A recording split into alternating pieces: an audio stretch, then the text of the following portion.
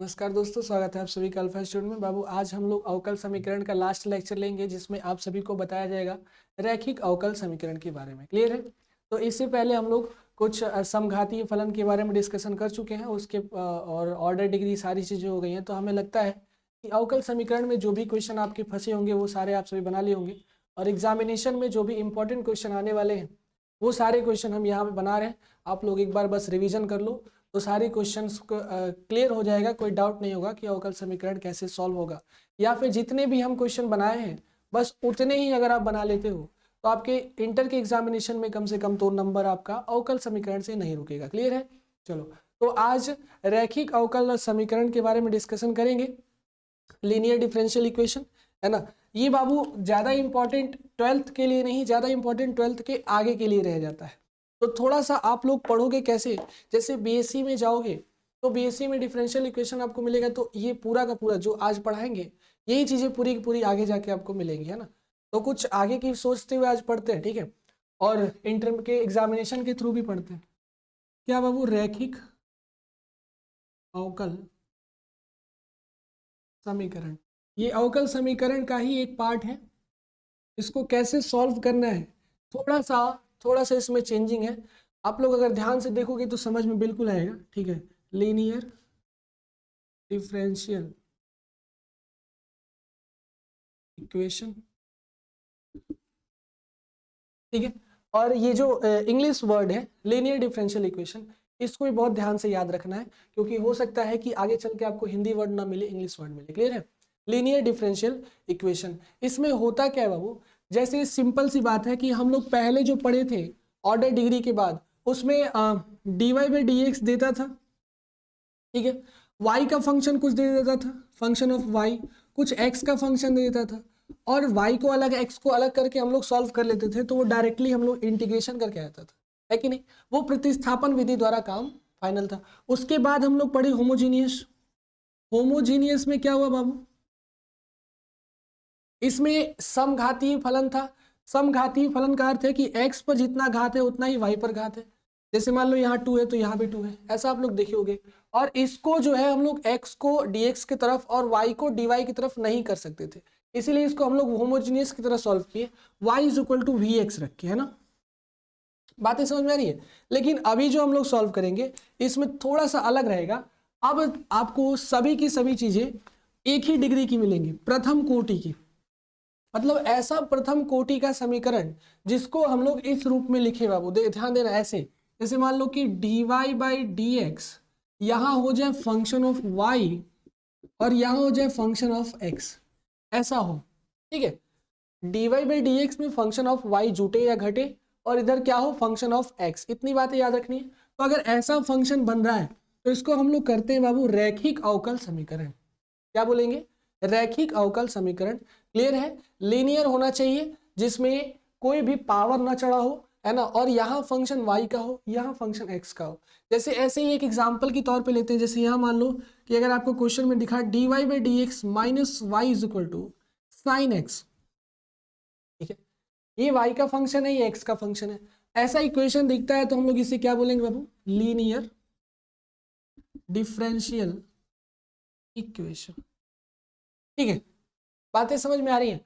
मतलब dy by d x minus y by x is sorry minus y is equal to sine x. Clear है? या फिर अगर आपको कहीं ऐसा भी दिखता है dy by d x minus y by x is equal to sine x, ठीक, minus y by x is equal to sine x, या फिर साइन वाई, कुछ भी ऐसा दिख जाए तो ये भी एक तरीके से क्या है बाबू?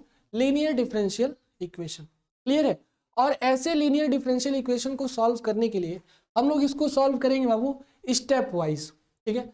4 स्टेप बताएंगे, वो 4 स्टेप आपको हमेशा याद रखना है। यदि इस तरीके से क्वेश्चन आता है तो उसी 4 स्टेप को आपको बार बार दोहराना है, क्वेश्चन आसानी से आप सभी के सॉल्व हो जाएंगे, ठीक है। जैसे कि देखो इसमें पहला स्टेप क्या होता है। सबसे पहला स्टेप ये है कि उसमें देखना कि फंक्शन कैसा है। डिफरेंशियल इक्वेशन कई तरीके के हैं, ये डिफरेंशियल इक्वेशन कैसा है। यदि आपको ऐसा दिख रहा है कि dy बाई डी एक्स, है ना, plus p y plus p y is equal to q, कुछ भी ऐसा फंक्शन दे दिया, ठीक है, दिया गया फलन यही है, ठीक है, दिया हुआ फलन हो तो अब देखो नेक्स्ट स्टेप क्या करेंगे, ध्यान से समझना। इसमें हम लोग एक नया नाम आता है जिसे बोलते हैं समाकल गुणांक, ठीक है, इंटीग्रेटिंग फैक्टर, आईएफ जिसे बोलते हैं, ठीक है, इंटीग्रेटिंग फैक्टर, या फिर इसे कॉम्प्लीमेंट्री फंक्शन भी बोलते हैं, ठीक है, या फिर हम लोग इसमें क्या लिखेंगे, समाकल गुणांक खोजना।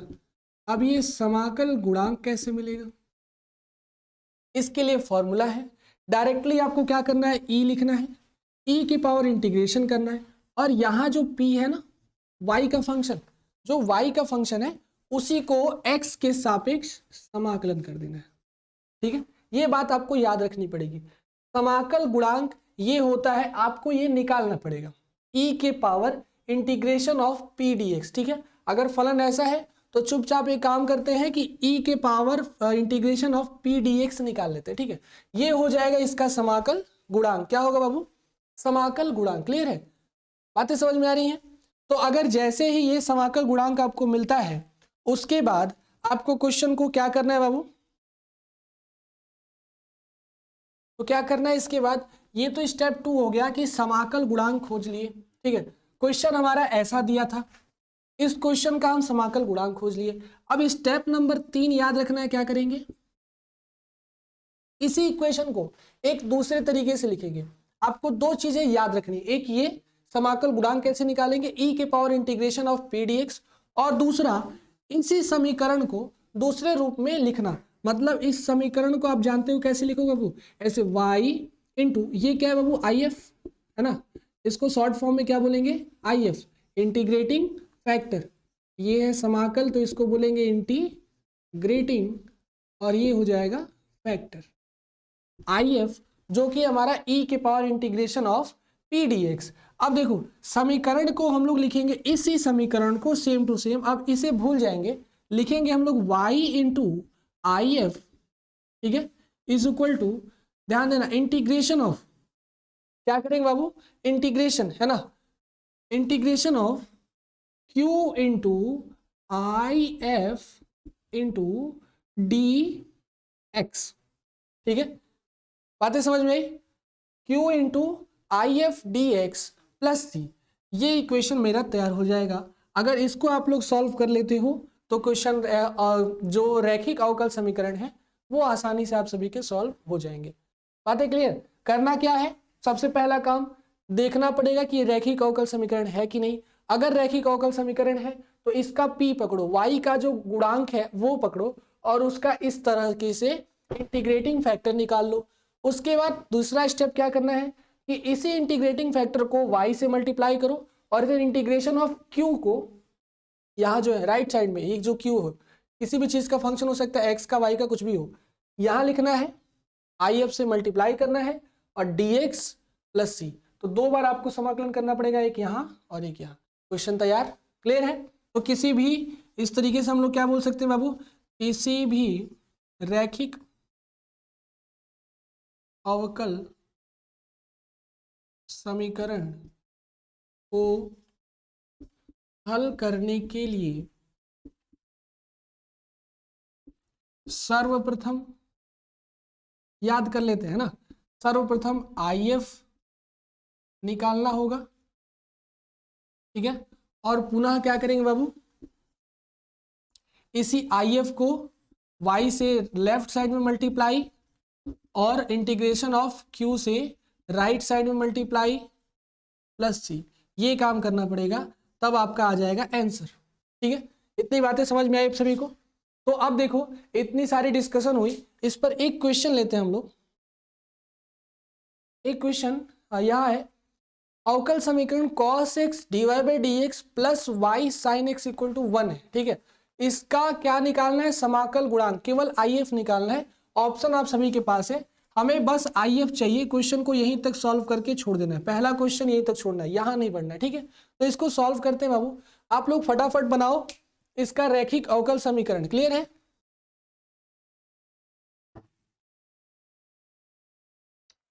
तो बनाओ इस क्वेश्चन को, बस हमें IF निकालना है।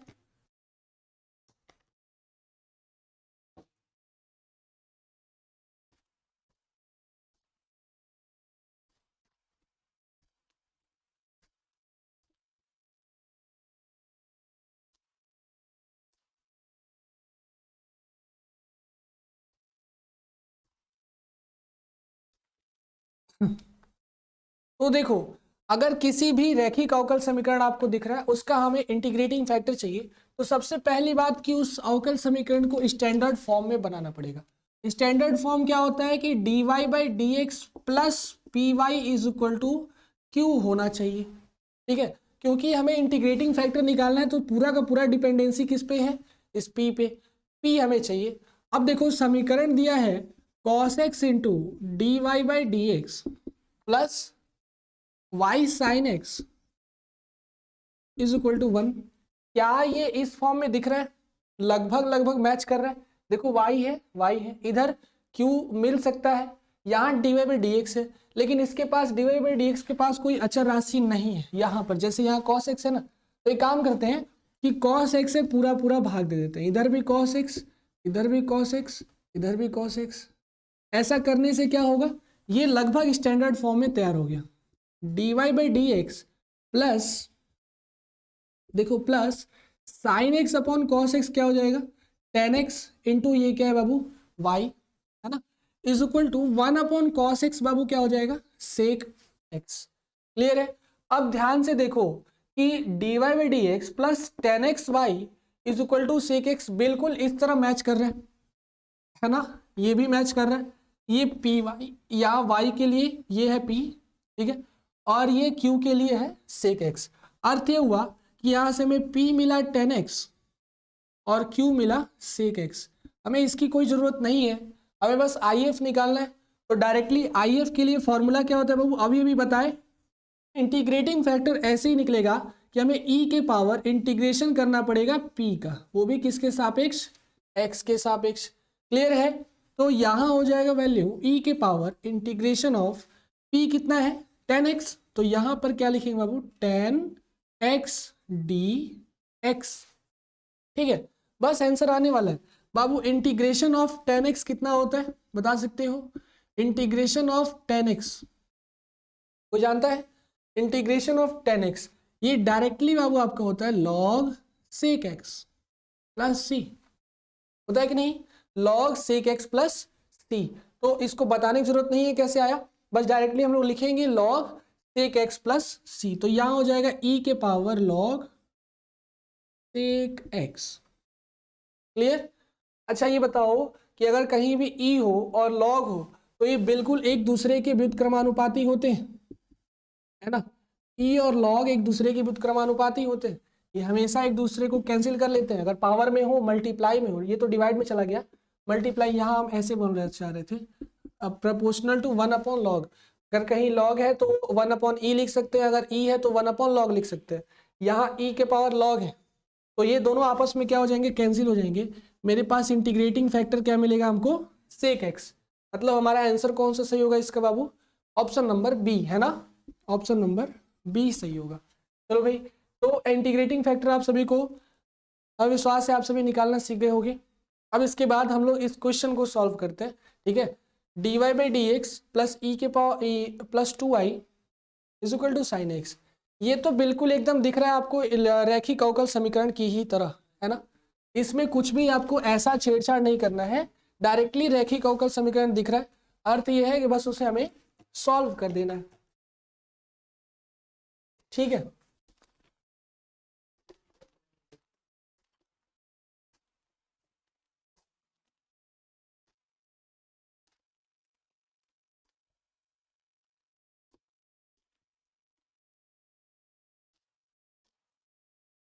तो इसे सॉल्व करते हैं। ठीक है, सबसे पहली बात स्टैंडर्ड फॉर्म में है तो लिख लो dy by d x plus 2y is equal to sine x.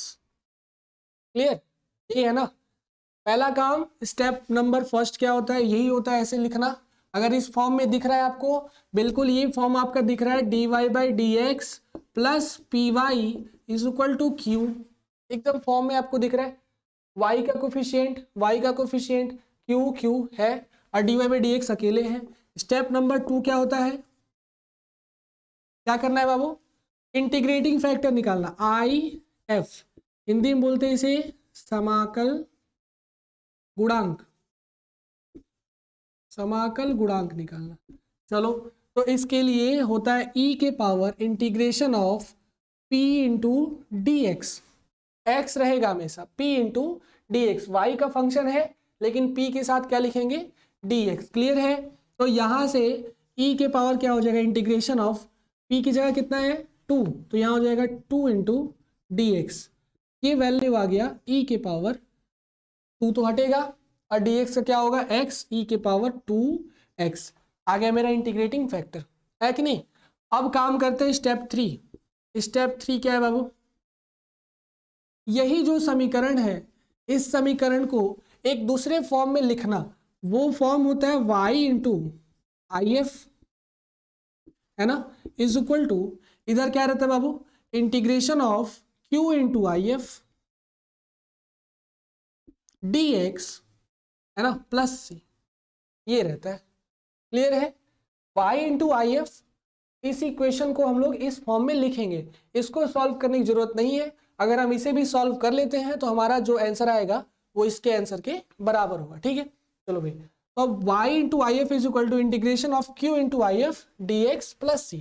चलो भाई, तो अब यहाँ आई एफ लिखो, y इंटू आई एफ है मेरा e के पावर 2x, इधर इंटीग्रेशन करना है तो इंटीग्रेशन q कितना है बाबू साइन x, और आई एफ कितना है e के पावर 2x, है ना, e के पावर 2x। चलो तो अब इतना काम हो गया, ठीक है। ये बना लो इक्वेशन नंबर फर्स्ट। सबसे पहला काम इसे सॉल्व करना, तो ये देखो छोटा सी बात नहीं है, ये है खंडा समाकलन। ऐसा क्यों बाबू, क्योंकि यहाँ फर्स्ट फंक्शन है, यहाँ पे सेकंड फंक्शन है ना। ये पता कैसे चला, तो आई लेट से, आई लेट, इसके हिसाब से सबसे पहले इनवर्स ट्रिग्नोमेट्री, उसके बाद लॉग, उसके बाद अलजेब्रा, उसके बाद ट्रिग्नोमेट्री, उसके बाद एक्सपोनेंशियल, है ना। तो ट्रिग्नोमेट्री एक्सपोनेंशियल, इधर भी क्या है ट्रिग्नोमेट्री एक्सपोनेंशियल, इसलिए ट्रिग्नोमेट्री हो गया फर्स्ट वेरिएबल और एक्सपोनेंशियल हो गया सेकंड वेरिएबल, है ना। खंडा समाकलन का रूप ले लेते हैं, इधर जो है वैसे ही रहने दो, एक काम करते हैं इसे आई बना लेते हैं ना इस फंक्शन को, ठीक है। इसे आई माना, हमें जो इंटीग्रेशन करना है वो है साइन एक्स इंटू ई के पावर 2x, ठीक है, साइन एक्स इंटू ई के पावर 2x। चलो अब आगे देखते हैं, इसको सॉल्व करना है, आई को, खंडा समाकलन है, फर्स्ट वेरिएबल सेकंड वेरिएबल, नियम के हिसाब से हम लोग बाबू फर्स्ट वेरिएबल को छोड़ते हैं, फॉर्मूले के हिसाब से, है ना, फर्स्ट वेरिएबल को छोड़ते हैं, सेकंड वेरिएबल का इंटीग्रेशन करते हैं, ठीक है, माइनस लगा के बड़ा इंटीग्रेशन बड़ा ब्रैकेट, फर्स्ट वेरिएबल का डिफरेंशिएशन करते हैं और सेकंड वेरिएबल का फिर से हम लोग इंटीग्रेशन करते हैं, है ना। आप सभी को पता होगा ये बात, कौन से फॉर्मूले से बना है, खंडा समाकलन के फॉर्मूले से, है ना। अब ये अवकल समीकरण में हम लोग हैं तो समाकलन का डिस्कशन नहीं करेंगे कि कहाँ से है फॉर्मूला, आप लोग एक बार जरूर पढ़ लेना और आप सभी को याद भी होगा।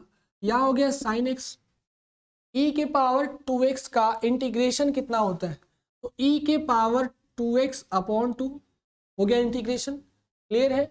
यहाँ देखो integration of d by d x sine x का क्या हो जाएगा cos x, ठीक है, इनटू फिर इसका इंटीग्रेशन क्या होगा वो e के पावर 2x अपॉन 2, है ना, dx।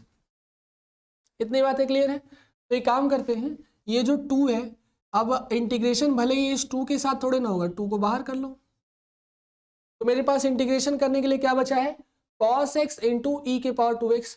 अच्छा यहाँ से देखो अभी भी इसमें कोई चेंजेस नहीं आया, जैसा ऐसा था ठीक ठीक वैसा ही हो गया, मतलब हमें फिर से एक बार खंडा समाकलन लगाना पड़ेगा, है ना। और आप सभी कई बार ऐसा सीखे हो इसको बनाना, फिर भी देखो पहला फंक्शन दूसरा function cos x into e के पावर 2x, ठीक है। ये तो अपना भाई चुपचाप आंसर आ चुका है, इसके साथ कोई भी भेदभाव नहीं करना है, साइन एक्स ई के पावर 2x। ठीक है, इतनी बातें क्लियर है। अब आगे देखो, माइनस है 1/2 है, इसका इंटीग्रेशन फिर से करना पड़ेगा, खंडा समाकलन से ही करना पड़ेगा। ये फिर से ट्रिग्नोमेट्री है और ये क्या है, एक्सपोनेंशियल है। ट्रिग्नोमेट्री पहले रहता है और एक्सपोनेंशियल बाद में रहता है। ठीक है, तो वही काम करेंगे। यहाँ पे पहले बड़ा ब्रैकेट लगा लो, पहले फंक्शन को छोड़ दो, दूसरे फंक्शन का इंटीग्रेशन कर दो। ठीक है, फिर क्या करो बाबू, माइनस लगाओ, क्योंकि बड़ा वाला इंटीग्रेशन लगाओ, बड़ा ब्रैकेट हो चुका है तो मझला ब्रैकेट लगाओ, इनटू क्या हो जाएगा बाबू, d/dx ऑफ cos x, है ना, फिर इंटीग्रेशन ऑफ e के पावर 2x dx। क्लियर, इसका इंटीग्रेशन यहां हो गया, है ना। cos x पहला फंक्शन बाहर है, दूसरे का इंटीग्रेशन, माइनस इंटीग्रेशन बड़ा ब्रैकेट, अब पहले का डिफरेंशिएशन, दूसरे का इंटीग्रेशन का होल इंटीग्रेशन, है ना। ये फॉर्मूला है खंडा समाकलन का।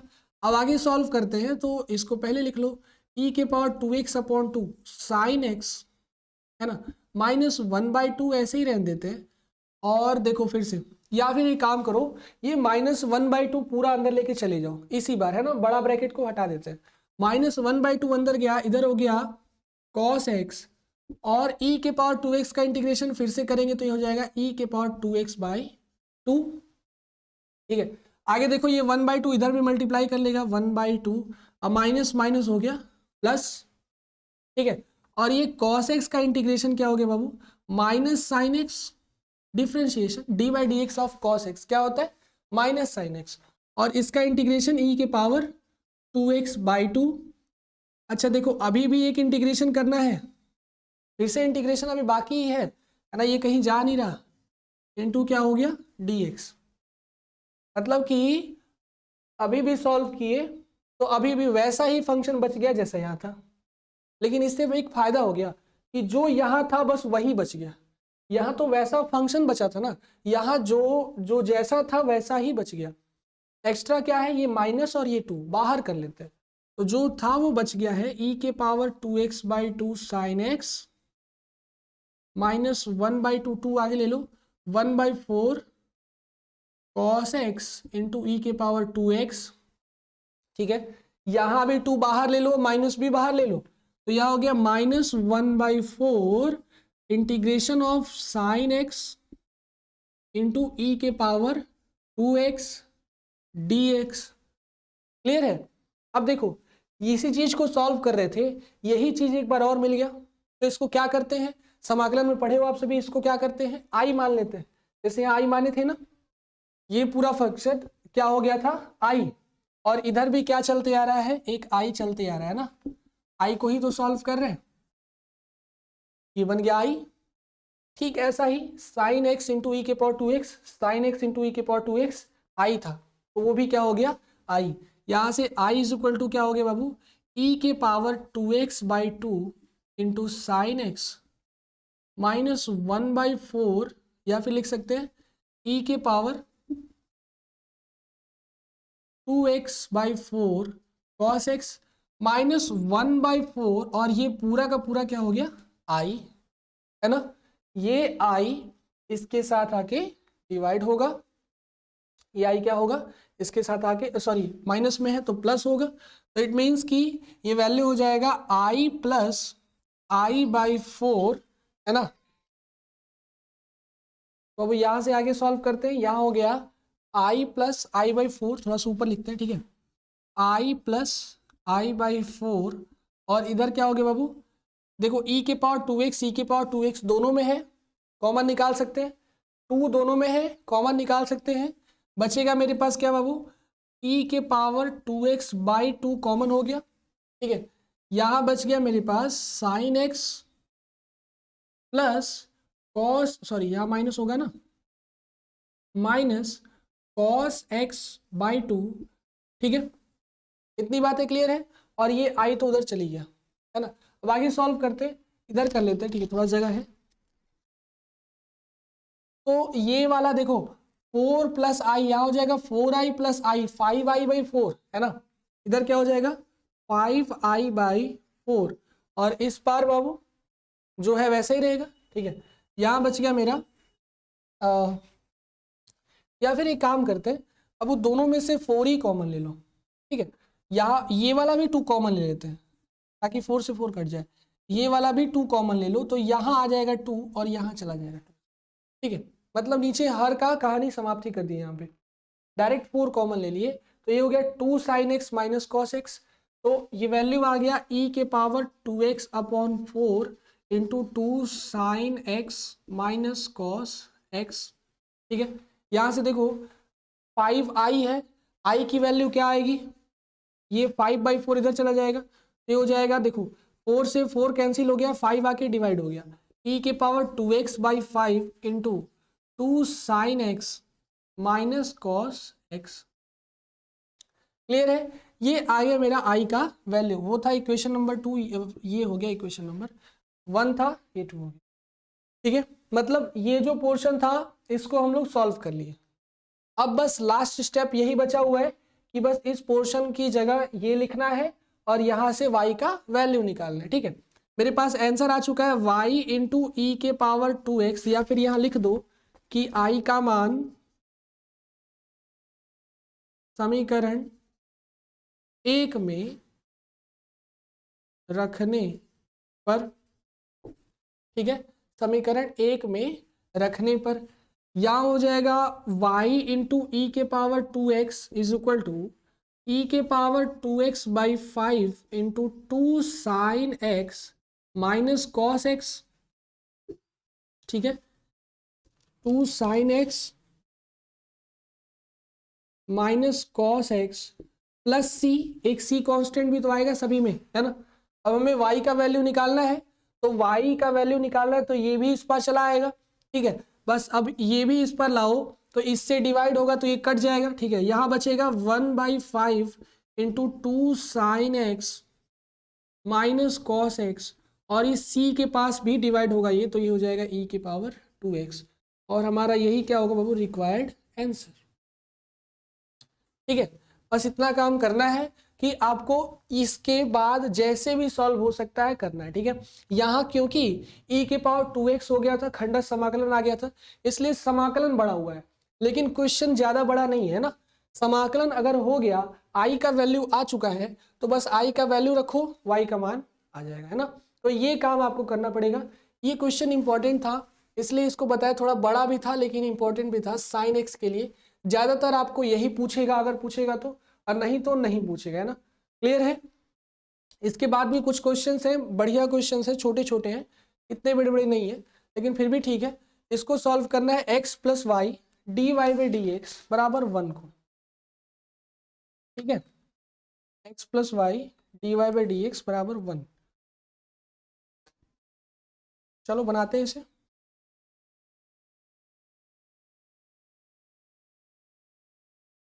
इसे मिटा दे। ठीक है, तो खंडस समाकलन मतलब कि रैखिक अवकल समीकरण, बस इतना ही है। इसमें बस स्टेप वाइज क्वेश्चन बनाते चलना है, आसानी से सॉल्व होते चलेगा।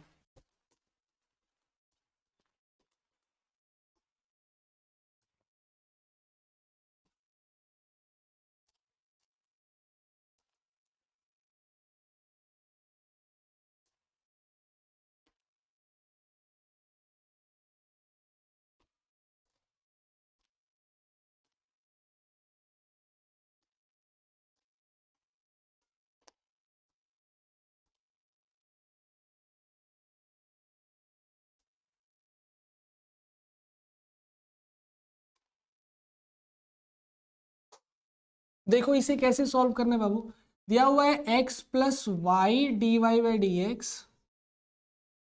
यहाँ दोनों पे होल ब्रैकेट है, इज इक्वल टू 1 है।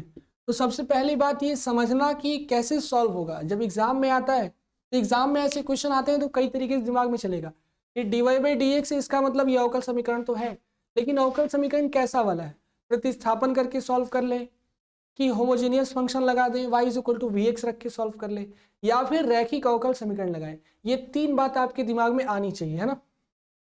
एग्जाम टाइम में ये तीनों बातें आपके दिमाग में जरूर आनी चाहिए। ठीक है, चलो भाई तो इसे बनाते हैं हम लोग। थोड़ा सा बस आपको ध्यान देना पड़ेगा इस क्वेश्चन के लिए, है ना। अगर ये पूरा इधर भेजते हैं, ये पूरा इस पार भेजते हैं, तो भी इसमें कोई चेंजेस नहीं होने वाला है। dy by d x is equal to 1/x plus y ही दिखेगा। ये अभी भी हमारा standard equation dy by d x plus p x, sorry plus p y है ना, plus p y is equal to क्यों नहीं मिला? मिला क्या? ऐसा नहीं मिला। लेकिन अगर देखो, थोड़ा सा ध्यान देना, अगर इसको भी पलट लें, इसको भी पलट लें, ये तो स्टैंडर्ड फॉर्म था, इसको क्या कर लो बाबू, दोनों तरफ हर में कर दो, ऐसे ऐसे, ठीक है। तो इससे फायदा क्या होगा, यहां ध्यान देना, ये dx ऊपर चला आएगा, dy नीचे हो जाएगा, इधर x प्लस वाई ऊपर हो जाएगा। हो जाएगा कि नहीं हो जाएगा? अभी ध्यान से देखना कि जब स्टैंडर्ड इक्वेशन में dy बाई डी एक्स था, तो यहाँ p के साथ कौन सा वेरिएबल था? y, और इधर कौन सा वेरिएबल था? q। कोई मतलब नहीं है, लेकिन मतलब यहाँ है, अगर y का फंक्शन ऊपर है तो यहाँ भी y होना चाहिए, ठीक है, क्योंकि रैखिक समीकरण है। अगर यहाँ x का फंक्शन ऊपर है तो इसके बगल में जो है, अगर स्टैंडर्ड इक्वेशन बनाना तो यहाँ क्या होना चाहिए? x होना चाहिए। इसका अर्थ है कि यहाँ हो जाएगा dx by d y minus x is equal to y. देखो मजेदार क्वेश्चन है, बस थोड़ा सा ध्यान देना है, क्वेश्चन आसानी से सॉल्व होगा, ठीक है। अगर हम dy बाई डी एक्स कुछ भी कर ले तो dy बाई डी एक्स नहीं आएगा इस, और इसका हम लोग इंटीग्रेशन भी नहीं कर सकते, मुश्किल हो जाएगा।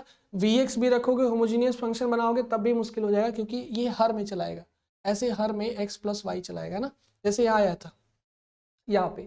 तो इसको सॉल्व करने के लिए दिमाग में यहीं से चलना चाहिए कि बाबू रैखिक समीकरण है, और अगर रैखिक समीकरण है तो उसको ऐसा फॉर्म में होना चाहिए। यहाँ मतलब नहीं है रैखिक समीकरण में कि y ऊपर हो कि x ऊपर हो, अगर y है तो यहाँ y होना चाहिए। यहाँ पर देखो जैसे ही पलट दिए तो x ऊपर हो गया, तो यहाँ क्या होना चाहिए? x होना चाहिए। मतलब ये भी हमारा रैखिक अवकल समीकरण का स्टैंडर्ड इक्वेशन है। क्लियर है? स्टैंडर्ड इक्वेशन है, बिल्कुल है, क्लियर है। तो ये हो गया मेरा equation number first, standard equation तैयार है। इसके बाद बस इसका IF निकालना है और उसके बाद इक्वेशन सॉल्व करना है।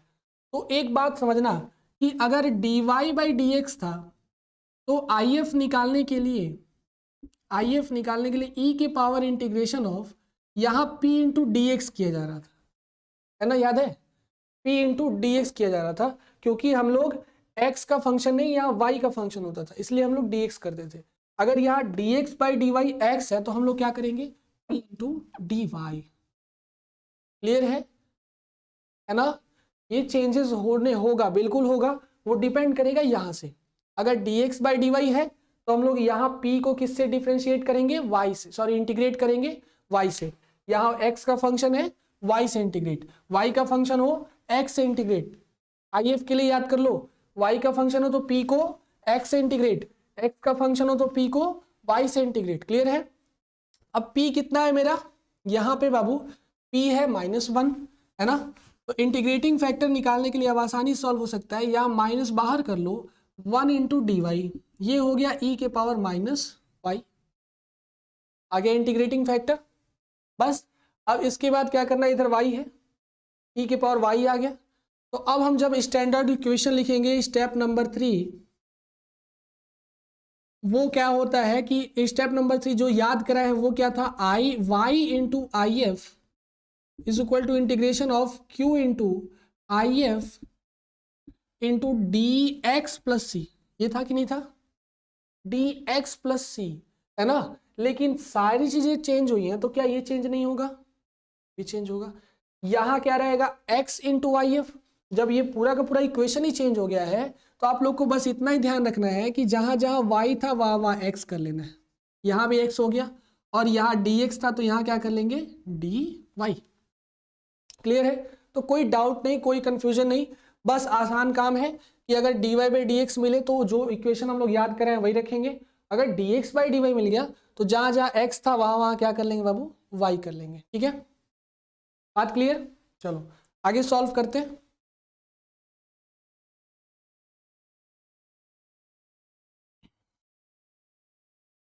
तो अब यहां से IF की वैल्यू दोनों तरफ रखो, यहाँ x इंटू आई एफ कितना हो जाएगा? -y is equal to integration of कितना बाबू? ई के power minus y integrating factor है और क्यू मेरा है y, d y plus c. ठीक है, इक्वेशन तैयार है, बस इसको आपको सॉल्व करना है। ई के power minus y into y कैसे सॉल्व होगा? फिर से ये दो फंक्शन जैसे एक्स को सॉल्व करते थे वैसे ही सॉल्व करेंगे। ये अलजेब्रा है, ये एक्सपोनेंशियल है, ये फर्स्ट फंक्शन, ये सेकंड फंक्शन आपको सॉल्व करना है और इसका आंसर बताना है। ठीक है, ये क्वेश्चन आगे नहीं बताएंगे, इसका आंसर आप सभी को बताना है। जैसे एक्स के लिए करते हैं वैसे ही वाई के लिए करेंगे, कोई दिक्कत नहीं है, कोई एकदम आसान है। ठीक है, तो यहाँ पे ई के पावर माइनस वाई है इंटू वाई डी वाई है, इसको सॉल्व करना है। ठीक है, और आपको आंसर बताना है। ये आपके लिए क्या रहेगा बाबू? होमवर्क है ना, क्वेश्चन एज अ होमवर्क।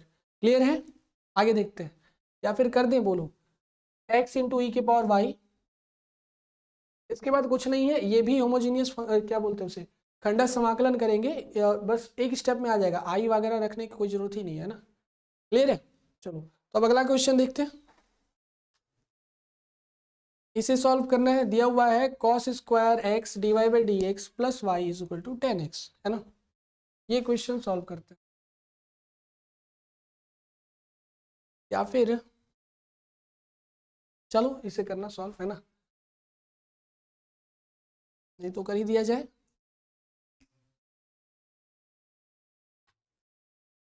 चलो ठीक है, फिर दूसरा क्वेश्चन देखते हैं।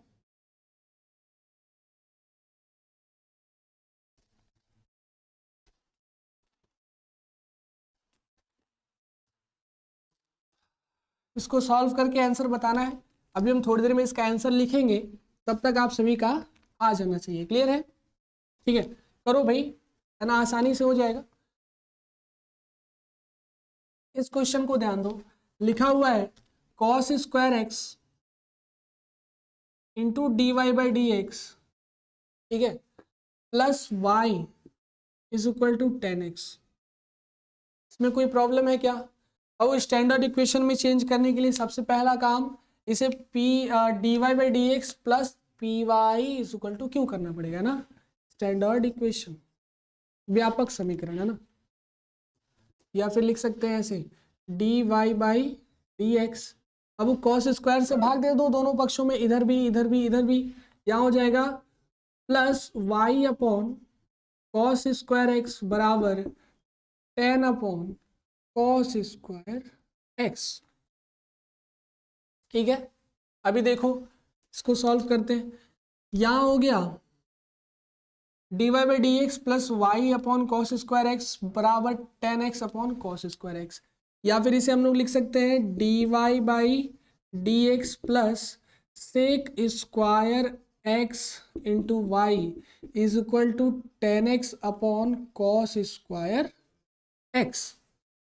ठीक है, 10x अपॉन क्या हो जाएगा? Cos square x. चलो भाई आगे सॉल्व करते हैं, है ना, इसको ऐसे रहने दो।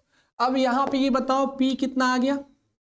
अब ये y का जो मल्टीपल होता है उसको p बोलते हैं और इस पार जो होता है उसे q बोलते हैं। यहाँ p आ गया मेरा सेक स्क्वायर x और q कितना आया? 10x upon cos square x। ठीक है, बातें समझ में आई? आगे देखो, p के लिए IF निकालना पड़ेगा, समाकल, समाकल क्या बाबू? गुणांक, है ना, इंटीग्रेटिंग फैक्टर IF। फॉर्मूला होता है इंटीग्रेशन, सॉरी e के पावर, है ना, IF का मतलब e के power, integration of p into d x होगा। y का फंक्शन है तो क्या रहेगा? dx, x का फंक्शन था तो यहाँ क्या था? dy। ठीक है, चलो तो यहाँ वैल्यू आ जाएगा e के पावर इंटीग्रेशन ऑफ p है मेरा सेक स्क्वायर x dx, ऊपर ही रहेगा, e के सारा खेल ऊपर ही होगा, है ना। तो सेक स्क्वायर एक्स का क्या होता है आंसर? 10x होता है ना। ये वैल्यू आ जाएगा मेरा e के पावर 10x, आ गया मेरा IF। ठीक है, ये था स्टेप नंबर 2। अब काम क्या करना है हमको? बस अब सॉल्व करना है। ठीक है, व्यापक समीकरण लिखकर और वो क्या है बाबू, कैसे करते हैं उसे, यही स्टेप नंबर 3 है ना, y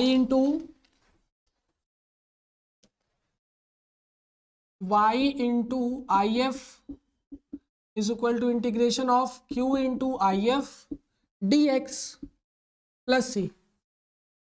इधर y है, इधर dx, यहाँ y था, यहाँ dx। ठीक है, बस इतना ध्यान रखना है, y इंटू ये कितना आ गया, e के पावर 10x इंटीग्रेशन ऑफ, हर बार देखो इसका e के पावर ही जो है हर बार खंडस समाकलन बनाएगा। तो अगर समाकलन में आप लोग e के पावर वाला फंक्शन, एक्सपोनेंशियल फंक्शन का खंडस समाकलन करना छोड़ दी हो या फिर कम बनाए हो, तो उसका प्रॉफिट आपको यहाँ मिलेगा। यहाँ ज़्यादा से ज़्यादा बनाना पड़ेगा, सब में बनाना पड़ेगा। ठीक है, तो यहाँ आपको q कितना दिया है बाबू, q दिया है 10x। अच्छा ये बताओ कि ये 1/cos² है, तो इसको sec² भी लिख सकते हैं, कोई दिक्कत है नहीं ना, 10x इंटू sec², और आई एफ है मेरे पास e के पावर 10x प्लस सी। ठीक है, e के पावर 10x प्लस सी। चलो भाई अब आगे सॉल्व करते हैं, आगे सॉल्व करते हैं ना। वो कैसे सॉल्व होगा, अब 3 फंक्शन है आपस में मल्टीप्लाई में है, तो सबसे पहला काम ये करना पड़ेगा कि इसे कोई 2 फंक्शन बनाना ही पड़ेगा ना। या फिर अगर हम ऐसे कहें कि बाबू 10x को t मान ले, 10x बराबर t रखने पर, ठीक है, तो 10x की जगह t रखेंगे तो हमारे पास इंटीग्रेशन के लिए क्या बच जाएगा, केवल यहाँ हो गया t। एक काम करते हैं, थोड़ा सा dt के लिए भी डिस्कशन कर लेते हैं ना, dt कितना आएगा, तो 10x का डिफ्रेंशिएशन करेंगे तो हो जाएगा sec² dx is equal to dt। तो देखो sec² यहाँ dx था, sec² dx is equal to क्या हो गया, dt, और 10x को क्या मान लिए, t। तो अब मेरे पास इंटीग्रेशन करने के लिए क्या बचा, ये हो गया t, और ये तो पूरा dt बन गया, यहाँ बन गया e के पावर, देखो फिर 10x है तो ये हो गया t, है ना, dt प्लस सी। क्लियर, अब आसान बन गया। 2 फंक्शन फिर हम आपस में मल्टीप्लाई में है, t के साथ है, जैसे पिछले में था y के साथ था, यहाँ t के साथ है, ये हम बना दे रहे हैं, है ना। तो इसको कैसे करेंगे बाबू, जैसे वहाँ y के साथ था y की तरह करना था, यहाँ t के साथ है t की तरह, t भी है तो भी एक अलजेब्रा है और ये एक एक्सपोनेंशियल है ना। आइलेट लगाओ, आइलेट के हिसाब से क्या होगा, अलजेब्रा पहले आता है, एक्सपोनेंशियल बाद में आता है, तो इसलिए ये फर्स्ट वेरिएबल, ये सेकंड वेरिएबल, है ना। सॉल्व कर लो बाबू, इसको सॉल्व करो। फर्स्ट वेरिएबल छूटता है, सेकंड वेरिएबल का इंटीग्रेशन t है तो t के सापेक्ष, माइनस इंटीग्रेशन बड़ा bracket d by D T, ध्यान रखना है, d by D T into t into integration of e के पावर t dt का होल dt। ठीक है, बातें समझ में आ रही है बाबू। अब यहाँ हो गया t, e के पावर t का इंटीग्रेशन तो कुछ नहीं होगा, यही होगा, क्योंकि अगर dt है t है कोई बात ही नहीं है ना, जैसा x के साथ होता है वैसा ही t के साथ भी। इंटीग्रेशन हो गया d by D T of t, देखो dt बाई डी टी 1 हो जाएगा, यहाँ हो गया 1, है ना। और इसका इंटीग्रेशन कितना आता है, e के पावर t आएगा कि नहीं आएगा बाबू, e के पावर t dt, e के पावर t, और फिर से एक बार इसी का इंटीग्रेशन करना है। 1 है, 1 हट चुका है, 1 से कोई तात्पर्य है नहीं, तो यहाँ पर अब मेरे पास इक्वेशन बच गया, देखो अब इक्वेशन बन गया मेरा t इंटू ई के power t minus integration of e के पावर t dt। ठीक है, फिर से e के पावर t dt कितना आएगा, e के पावर t आएगा, यहाँ फिर क्या हो गया, e के पावर t। आंसर आ चुका है ना। राइट हैंड साइड जो हम लोग सॉल्व कर रहे थे वो हो चुका है ना, या फिर बोल सकते हैं राइट हैंड साइड मेरे पास क्या था, यही था ना। इसको यहाँ लिख लिया जाए, i is equal to integration of 10x sec² e के पावर 10x dx। इस i को हम सभी सॉल्व कर चुके हैं ना, यही i सॉल्व हो रहा है, ये आ गया i का वैल्यू। तो इसको उठा के किस में रखना है बाबू बताओ, इसी में ना, क्योंकि ये जो इंटीग्रेशन था इसे हम लोग कर चुके हैं, इसका इंटीग्रेशन क्या है, ये आया, अच्छा टी की वैल्यू रख सकते हैं ना, टी की वैल्यू रख लो। तो आई बराबर क्या हो जाएगा, टी की जगह हो जाएगा 10x इंटू ई के पावर 10x माइनस ई की पावर 10x। ठीक है, आई की वैल्यू उठा के रखो, ये समीकरण नंबर एक ही है ना। आई का मान समीकरण एक में रखने पर इधर है y इंटू ई के पावर 10x, इधर i का वैल्यू ये आया है ना, दोनों में e के पावर 10x कॉमन है, निकाल लो, e के पावर 10x हो गया, अंदर बचा यहाँ पे 10x और यहाँ बचा 1 और प्लस क्या हो गया c। ठीक है, क्लियर है सारी बातें। हमें y चाहिए ना, हमें समीकरण चाहिए। देखो अवकल समीकरण में शुरू से लेकर अंत तक जितने भी क्वेश्चन बताए सब में हमें समीकरण मिल रहा है ना, मतलब आंसर से क्वेश्चन बना रहे हैं। और वही आंसर से क्वेश्चन बनाने का कई तरीका है, 3 तरीका बताए है ना आंसर से क्वेश्चन बनाने का। बन चुका क्वेश्चन, e के पावर 10x डिवाइड कर दो तो यहाँ हो जाएगा e के पावर 10x अपॉन e के power 10x minus 1 plus c upon 10x। ध्यान रखना है c के साथ भी वो सारे खेल वैसे ही होंगे।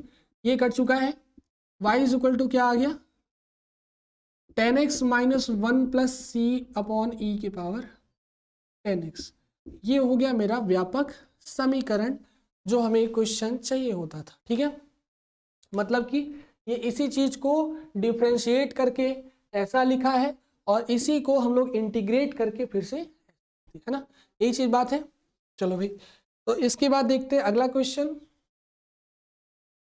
ये था इस क्वेश्चन का आंसर, है ना, फटाफट लिख लो, फटाफट लिख लो। इसके बाद देखते हैं अगला क्वेश्चन।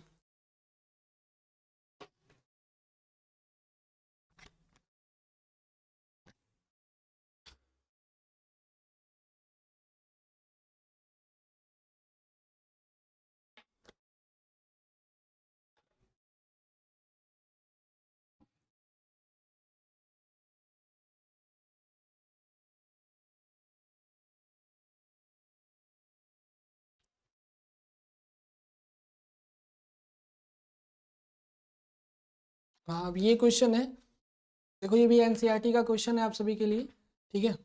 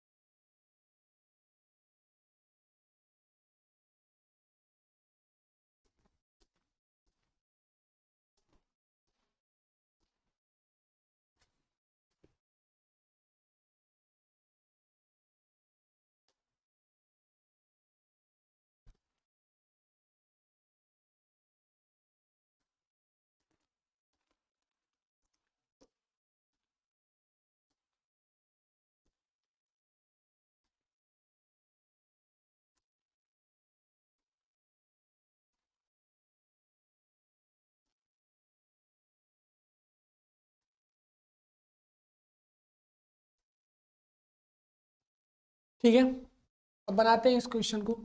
तो ध्यान से देखना, ये भी एक लीनियर डिफरेंशियल इक्वेशन ही है। क्लियर है, क्योंकि इसमें दिख रहा है पावर वाई स्क्वायर, तो ऐसे दिखते ही पता चल गया कि लीनियर नहीं हो सकता, लेकिन ये लीनियर है। पता है कैसे, देखो अभी बना दिया जाएगा लीनियर इसको। तो लीनियर बनाने से पहले इसे सॉल्व नहीं कर सकते। ठीक है, चलो भाई तो बनाते हैं इसे। ठीक है, तो करते हैं इसे सॉल्व। देखो ध्यान देना, लिखा हुआ है 1 plus y square d x is plus 2xy dy is equal to sine y d y. सबसे पहला काम तो इसमें dy बाई डी एक्स या फिर dx बाई डी वाई, ये दोनों में से कोई एक चाहिए हमको, है ना। या तो हमको कहीं से dy बाई डी एक्स मिल जाए, या तो लीनियर है तो ये dx बाई डी वाई भी मिल सकता है, कोई दिक्कत नहीं है ना।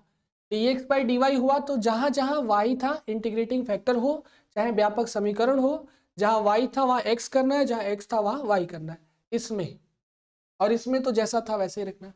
ठीक है, तो अब देखो इसे सॉल्व करने के लिए सबसे पहले देखो dy यहाँ भी दिख रहा है, dy भी यहाँ भी दिख रहा है कि नहीं। सबसे पहला काम करते हैं कि dy उधर भगा देते हैं।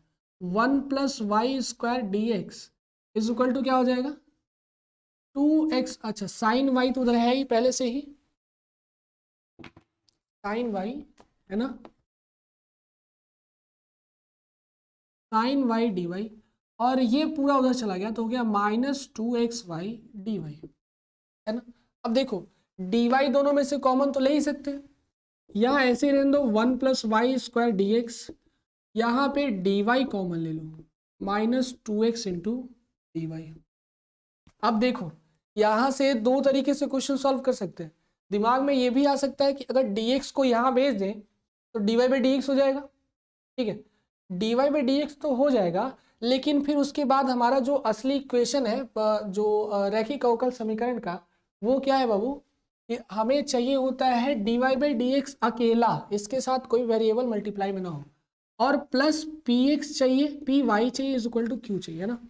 लेकिन अगर dy को इधर भगा दें और इसको इधर भगा दें, देखो कुछ प्रॉफिट होगा। इसको इधर लेके चले जाओ तो यहाँ हो जाएगा dx अपॉन dy, अकेला हो गया। इस पार साइन y, इसको इससे डिवाइड कर दो तो यहाँ हो जाएगा 1 minus y square, sorry plus है 1 प्लस वाई स्क्वायर, और यही इसके साथ भी डिवाइड होगा -2x upon 1 plus y square, ऐसा हो गया। अब देखो बिल्कुल इस समीकरण के पास पास पहुंच चुका है, लेकिन वो कब करने पर जब y इधर लेके आया है ना, ये वाला फंक्शन इधर लेके चले हो, यहाँ हो जाएगा dx upon dy plus 2 upon 1 plus y square x, यही था ना 2x upon 1 plus y square is equal to sine y upon 1 plus y square, बन गया sine y upon 1 plus y square. अब देखो ये ठीक ठीक वही समीकरण है जैसा ऐसा होता है dx अपॉन dy प्लस, अगर dx अपॉन dy है तो यहाँ क्या रहेगा px is equal to q रहेगा ना, px is equal to q। अगर dy बाई dx है तो py is equal to q, अगर dx बाई dy तो px is equal to q। ठीक वैसा ही है कि नहीं, जहां बाबू p बराबर क्या है 2 अपॉन 1 प्लस वाई स्क्वायर है ना, और q बराबर क्या है sine y upon 1 plus y square. Clear, ये बातें सभी समझ में आई। यहाँ पे एक्स वाई था क्या, यहाँ पे एक्स वाई था, यहाँ वाई हो गया, यहाँ भी वाई रहेगा, ठीक है, यहाँ एक्स वाई था, ठीक है, एक्स वाई था ना, 2xy उधर गया है 2xy रहेगा, तो ये हो गया 2y upon 1 plus y square, P आ गया, और क्यू कितना आया y sine y upon 1 plus y. अब हमारे पास जब ये फर्स्ट स्टेप काम हो गया, ये था फर्स्ट स्टेप इस रूप में लिखना, ठीक है। अब सेकेंड स्टेप क्या होता है आप सभी को याद होगा, इंटीग्रेटिंग फैक्टर निकालना है ना, समाकल गुणांक। स्टेप 2 समाकल गुणांक। बस बाबू आप लोग इन 3 स्टेप को याद रखते हो तो लीनियर डिफरेंशियल इक्वेशन गारंटी दे रहे हैं आपका छूटेगा नहीं, आसानी से सॉल्व कर सकते हो। ई के पावर इंटीग्रेशन ऑफ, ध्यान देना है ये जो हमारा अभिष्ट समीकरण था वैसा नहीं है, उसका उल्टा वाला है। हमें याद था कि p इंटू डी एक्स, लेकिन उल्टा वाला है तो p इंटू डी वाई हो जाएगा, ऐसे याद कर लो। जो सीधा वाला था अभिष्ट समीकरण वहां था e इंटू पी एक्स, वही याद रखना है जो वो वाला इक्वेशन है ना। आई एफ बराबर दिमाग में आपको हमेशा यही रखना है e के power p into d x, ठीक है। अगर यहाँ चेंजिंग आया तो बस यहाँ चेंजिंग कर लेना, इसको याद करने की जरूरत नहीं है। चलो अब इसे सॉल्व करते हैं, नीचे करते हैं, ठीक है। यहाँ हो गया e के पावर इंटीग्रेशन ऑफ p कितना है 2y upon 1 plus y square, तो यहाँ हो जाएगा 2y upon 1 plus y square d y. अच्छे से समझ में आ रहा है कि जैसे ही इसको t मानेंगे तो ये dt है कि नहीं। 1 प्लस वाई स्क्वायर को t रखोगे तो ये हो जाएगा 2y d y is equal to d t, जो कि ऊपर दिख रहा है 2y d y is equal to d T.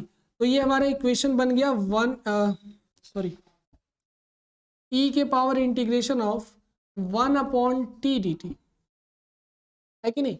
Integrating factor मेरा कितना आया, e के पावर log t, आया कि नहीं आया। Integration of 1/t dt log t, e की वैल्यू उठा के रख दो। यहाँ देखो फिर e के पावर log आ गया। जब भी e और log एक दूसरे के साथ रिलेशन बनाए, चाहे गुणा में बनाए चाहे पावर में बनाए, ये दोनों आपस में कट जाते हैं, गायब हो जाते हैं। बचेगा क्या, t, और t है कितना 1 + y²। ये आ गया मेरा इंटीग्रेटिंग फैक्टर। क्लियर है, इंटीग्रेटिंग। अगला काम, अब ये काम हो गया इंटीग्रेटिंग फैक्टर के लिए।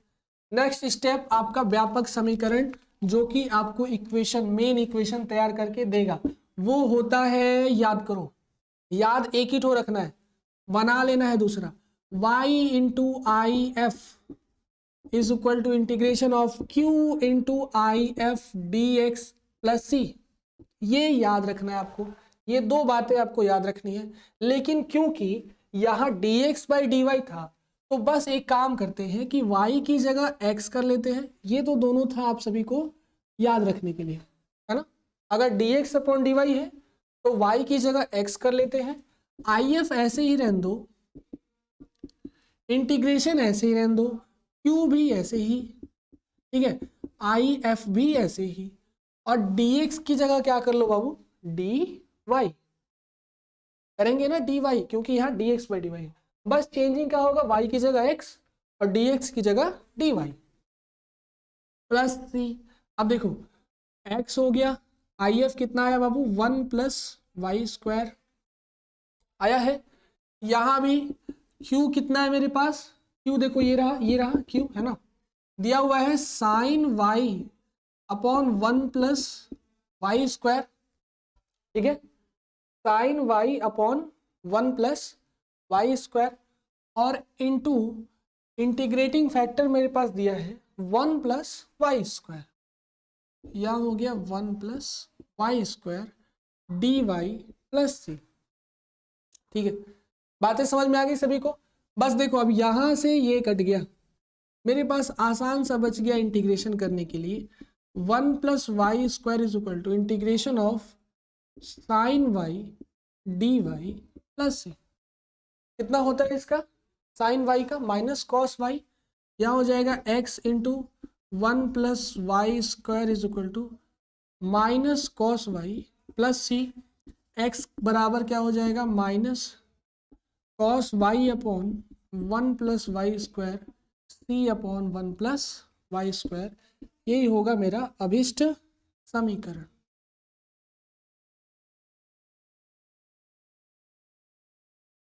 समझ में आई बाबू, क्लियर है ना। तो धीरे धीरे अब आपको रैखिक समीकरण क्लियर हो रहा होगा, आप सभी को अच्छे से समझ में आ रहा होगा, है ना। रैखिक समीकरण कैसे सॉल्व करना है, वो भी अवकल समीकरण को कैसे लीनियर डिफरेंशियल इक्वेशन बना के इसे सॉल्व करना है। 3 स्टेप ध्यान रखना है, किसी में ये बड़ा चला जा रहा है, किसी में छोटा जा रहा है। जैसे देखो अगर e के पावर बच जाता, यहाँ लॉग नहीं आता, तो फिर ये बढ़ा जाता, साइन वाई e के पावर वाई है ना, बढ़ा जाता। लेकिन फायदा ये हो गया कि लॉग था इसलिए e गायब, टी बच गया, तब तो इसके बाद इंटीग्रेटिंग फैक्टर और ये निकालना आसान है। आप सभी को 3 बातें याद रखनी है। पहली बात ये वाला, दूसरी बात ये वाला, जिसको हम लोग यहाँ पे साफ साफ लिखे, ठीक है, इंटीग्रेटिंग फैक्टर, और दूसरा क्या है बाबू, व्यापक समीकरण। अब देखो ये हमारा है लास्ट क्वेश्चन आज का रैखिक समीकरण का, और इस समीकरण को सॉल्व करेंगे, और ठीक है, इसके बाद विश्वास है कि आप सभी को ये सारी चीज़ें अच्छे से समझ में आई होंगी। थोड़ा सा ये अलग है, हटके है, अच्छा क्वेश्चन है, ठीक है, इसीलिए इसे लाए हैं आप सभी के लिए, है ना। चलो भाई बनाया जाए, लिख लो इसे फटाक से।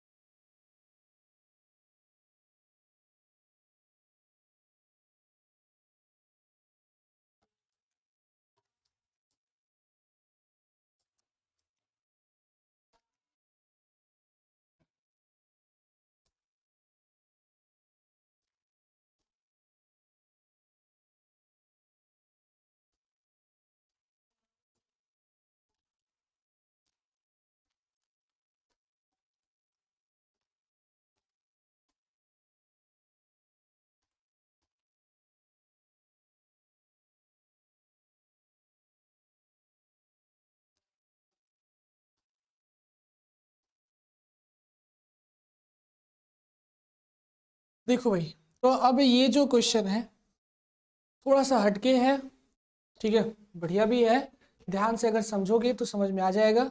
और समझ लो कि इससे हाई फाई क्वेश्चन नहीं पूछेगा, ठीक है, थोड़ा सा ये अपर लेवल का है। जैसे ये दीर्घोत्तरीय प्रश्न में 2019 में पूछा गया है, ठीक है, 2019 में 8 नंबर का क्वेश्चन ये बनाया गया था। देखने में बड़ा आसान लग रहा है, ठीक है, जैसा लग रहा है कि अवकल समीकरण होमोजीनियस फंक्शन लगा देंगे आसानी से सॉल्व हो जाएगा, लेकिन ऐसा बिल्कुल नहीं है। भूल भी मत करना एग्जाम में, ठीक है, एग्जाम में अगर ये सब क्वेश्चन आते हैं ज्यादातर अवकल समीकरण के, तो उस पे ये बात ध्यान रखनी है कि फॉर्मूला कौन सा लगाएं। चाहे हर चीज में, ये मैथमेटिक्स में तो फॉर्मूला ही डिपेंडेड है, इसमें वो कौन सा वो लगाएं, होमोजीनियस है क्या है, इसको पहले समझना पड़ेगा। क्योंकि d y by d x plus करके दे दिया तो इसका मतलब ये रैखिक समीकरण ही है, ठीक है, रैखिक समीकरण की ही तरह सॉल्व होगा। लेकिन पहली बात ये करना है कि बाबू यहाँ पे वाई स्क्वायर, ठीक है, एक चीज ये ध्यान देनी है कि होमोजीनियस सॉरी लीनियर इक्वेशन में d y by d x के साथ पी वाई तो रहता है, ये यहाँ तक तो ठीक था, लेकिन यहाँ बस क्यू रहता है, जो कि यही चीजें गड़बड़ कर दिया। बस एक थोड़ा सा वाई स्क्वायर लगा दिया है जिससे कि ये पूरा का पूरा खेल गलत हो जाएगा अगर ध्यान नहीं दोगे वाई स्क्वायर पे, तो ठीक है, क्योंकि एकदम same to same p x plus बराबर क्यू की तरह दिख रहा है, यही बस वाई स्क्वायर बीच में रोड़ा लगा रहा है। अब वो बस क्या करो, वाई स्क्वायर लगा रहा है रोड़ा तो हटा दो, इधर इधर भाग दे देते हैं, गुणा में है ना, भाग में आ जाएगा, यहाँ हो जाएगा 1/y square d y by d x plus y 10x upon y square is equal to sec x. होगा कि नहीं, क्लियर है। अच्छा, ये इसको हम लोग ऐसे भी लिख सकते हैं y minus 2 d y by d x plus एक तो कट गया y माइनस 1 10x, ठीक है, is equal to sec x. अब ये ऐसा लग रहा है कि इससे आसान, इससे देखने में छोटा मोटा तो यही लग रहा था, है ना, ये इससे ज्यादा अच्छा लग रहा था, ये और ज्यादा हार्ड हो गया, माइनस में आ गया। कोई दिक्कत नहीं है बाबू, इसमें कोई प्रॉब्लम ही नहीं है। एक काम करते हैं कि अब ना तो इसको x में रखेंगे ना ही y में रखेंगे, इसको एक नया वेरिएबल भी मान लेंगे। नया वेरिएबल किसको, इस -1 को, क्योंकि 10x के पास एक बढ़िया वेरिएबल चाहिए। तो हम लोग क्या करेंगे, y -1 को v रखने पर, v रखो, p रखो, d रखो, e रखो, कुछ भी रखो, है ना, रखने पर बस हमको y -1 की जगह v चाहिए, ठीक है। अब इससे क्या हुआ, दोनों तरफ जैसे डिफ्रेंशिएट करोगे तो ये डिफ्रेंशिएशन v के सापेक्ष हो रहा है, x के सापेक्ष कर लो, इधर x है ना, x के सापेक्ष, x के सापेक्ष अवकलन करने पर, इधर अवकलन करो बाबू x के सापेक्ष, तो यहाँ हो जाएगा एक पावर बढ़ता है, घटता है, सॉरी अवकलन में एक पावर घटता है, और अगर y है तो इसको dy बाई डी एक्स भी करना पड़ेगा, इसको भी माने थे ना, y -1 को भी माने थे, तो इसका मतलब कि अगर इधर डिफ्रेंशिएट करेंगे तो यहाँ क्या हो जाएगा, v हो जाएगा, dv बाई डी एक्स, ठीक है, इधर डिफ्रेंशिएट करेंगे तो dv बाई डी एक्स, नहीं y रहेगा, y है तो y रहेगा, इधर क्या हो जाएगा dv बाई डी एक्स। इतनी बातें क्लियर है बाबू। अच्छा, इससे देखो क्या मिला कि y -2 d y by d x अगर कहीं पे होगा तो वहां हम लोग dv बाई डी एक्स लिख सकते हैं, ठीक है, y -2 d y by d x अगर कहीं है तो उसे हम लोग dv बाई डी एक्स भी लिख सकते हैं, क्लियर है ना। तो यही चीज करते हैं यहाँ पे, dv बाई डी एक्स, देखो ये पूरा फंक्शन इधर है और ये पूरा इधर है, ठीक है, बस प्रतिस्थापन कर लो, अब जो बनेगा वो मेन इक्वेशन तैयार होगा।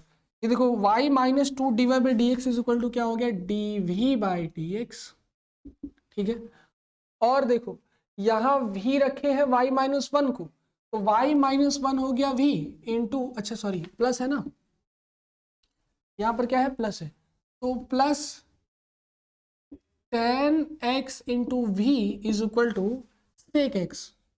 क्या बताओ, अब हमारा समीकरण सुंदर सुंदर तैयार हो गया कि नहीं। बस थोड़ा सा हम लोग मॉडिफिकेशन किए, y को इधर भगा दिए, अब जो है हमारा v के रूप में आया है, क्या दिक्कत है, v के रूप में आया, लास्ट में y के रूप में कर लेंगे, है ना। v की जगह क्या लिख देंगे, कहाँ लिए, v की जगह -1 लिख देंगे, लेकिन लास्ट में पहले इक्वेशन को पूरा सॉल्व कर लेते हैं। अब ये बना हमारा रैखिक अवकल समीकरण, इसको सॉल्व करने के लिए फिर 2 स्टेप, ये तो स्टेप था रैखिक अवकल समीकरण बनाने का, पहला स्टेप खत्म। स्टेप नंबर 2, IF निकालो, इंटीग्रेटिंग फैक्टर, ठीक है। यहाँ देखो इंटीग्रेटिंग फैक्टर निकालना है, हर बार एक काम करते थे कि यहाँ अगर y था तो यहाँ dx लिखते थे, है ना। यहाँ v है तो यहाँ क्या लिखेंगे, जो बगल में है वो लिखेंगे, है ना। जैसे यहाँ v है, v/x है, सिंपल सी बात है, हमें e के पावर क्या लिख देंगे, p इंटू dx, क्योंकि यहाँ भी है ना, इधर तो dx है। जैसा मान लो कि यहाँ y हो तो इधर y होगा, v है तो v होगा, u है तो u होगा, जो मानेंगे वो होगा, लेकिन हमें तो dx के सापेक्ष अवकलन करना है। यहाँ हो जाएगा e के power integration of tan x into dx, कितना हो जाएगा बाबू, इंटीग्रेशन ऑफ tan x कितना होता है, log इंटू sec x, फिर से e इंटू लॉग एक पास आ गया, मतलब क्वेश्चन आसान बन गया, यही हार्ड था, यहाँ तो आसान बन गया। ये आंसर कितना आ गया बाबू, IF मेरे पास आया है sec x, ठीक है, मिल गया IF। स्टेप नंबर 3, याद रखना इक्वेशन, इक्वेशन क्या था, y इंटू IF, लेकिन क्या यहाँ y है, यहाँ क्या है, v है, तो यहाँ क्या करेंगे, बातें समझ में आ रही है कि नहीं आ रही है बाबू, v हो जाएगा, ठीक है। v into IF is equal to integration of q into IF, और इधर तो dx ही रहने वाला है, क्योंकि इसमें v और x के बीच में रिलेशन है, इधर v हो गया इधर dx हो गया, ठीक है।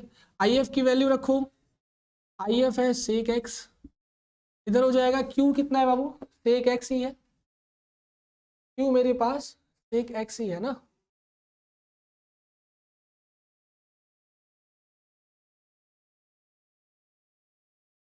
बाबू एक चीज यहाँ मिस्टेक हो गया है, यहाँ देखो अगर इंटीग्रेशन करते हैं तो नियम के हिसाब से -1 ये -1 आगे भी तो आता है, ठीक है, ये चीज़ ध्यान नहीं दी, यहाँ माइनस हो जाएगा, यहाँ ध्यान देना, यहाँ क्या हो जाएगा माइनस, हमको चाहिए y-2 dy/dx, तो ये माइनस इधर चला आएगा, यहाँ हो जाएगा माइनस, ठीक है। थोड़ा सा बस इक्वेशन को ध्यान देना, यहाँ माइनस, यहाँ पे तो प्लस ही रहने वाला है, यहाँ प्लस ही रहने वाला है। एक चीज़ ध्यान दो कि यहाँ माइनस है, तो इसको हम लोग एक नया इक्वेशन तैयार करेंगे, इसको देखो ऐसे लिख लेना, ये माइनस जो है यहाँ से हटा लो, तो हटेगा तो इसका मतलब माइनस से दोनों पक्षों में गुणा कर लो, ठीक है। तो ये माइनस माइनस प्लस, ये प्लस माइनस माइनस, ये ऐसा बन जाएगा dv/dx minus tan x into v is equal to sec x, ये बात ध्यान देनी है, minus tan x into v is equal to sec x। इससे क्या हुआ, ये माइनस tan x यहाँ आएगा, माइनस p, यहाँ भी माइनस, यहाँ भी माइनस, ठीक है। तो इससे ये जो इंटीग्रेटिंग फैक्टर है ये बन जाएगा हमारा 1/sec x, वही चीज यहाँ पे आना था 1/sec x। तो इट मीन्स कि यहाँ पे q मेरे पास है sec x, और यहाँ हो गया 1/sec x plus c dx, क्या हो जाएगा बाबू, कट गया, है ना। हमारे पास ये भी 1/sec x होगा, इंटीग्रेटिंग फैक्टर कितना आया है 1/sec x, क्लियर है। वैल्यू आ गया v/sec x is equal to 1 dx, है ना, sec से sec तो कट गया, 1 dx है, तो इसका मतलब हमें आएगा x प्लस c, ठीक है, x प्लस c, है ना। अब आगे बात करते हैं, अच्छा सॉरी यहाँ पे माइनस है ना, एक मिनट, ये भी sec x भी तो माइनस में चलाएगा, ये वाला sec x भी माइनस में चलाएगा, तो यहाँ पे मेरा माइनस मिलेगा, ठीक है। तो माइनस एक्स प्लस सी हो गया, उसके बाद sec से गुणा कर लो, तो यहाँ वैल्यू आ गया v is equal to minus x sec x plus c, ठीक है। अब बस लास्ट स्टेप यही बचा है कि आपको v में आंसर नहीं चाहिए, आपको y में आंसर चाहिए, तो यहाँ हो जाएगा minus x sec x plus c, अच्छा ये sec x तो इससे भी मल्टीप्लाई करेगा, तो c sec x ऐसे हो जाएगा, ठीक है। v की जगह रख लो -1, तो यहाँ हो गया -1 is equal to minus x sec x plus c sec x, ठीक है, क्योंकि ये sec x इससे भी गुणा करेगा और इससे भी गुणा करेगा ना, c से भी। क्लियर है? तो आगे बार हमारा यही जो है रिक्वायर्ड आंसर हो जाएगा। बातें समझ में आई? ये हमारा क्या होगा, रिक्वायर्ड आंसर। थोड़ा सा अलग था, v के रूप में चेंज करना था, थोड़ा सा हमारा भी मिस्टेक हो गया, या माइनस रहेगा, ठीक है, थोड़ा सा ध्यान नहीं दिए थे, माइनस यहाँ रहेगा और इसीलिए इंटीग्रेटिंग फैक्टर भी चेंज हो गया है और आंसर भी चेंज हो गया। ठीक है, बातें क्लियर है सभी को? तो उम्मीद करते हैं आप सभी को ये सारे क्वेश्चन अच्छे से समझ में आए होंगे, है ना। तो अब अवकल समीकरण खत्म हो चुका है, ठीक है।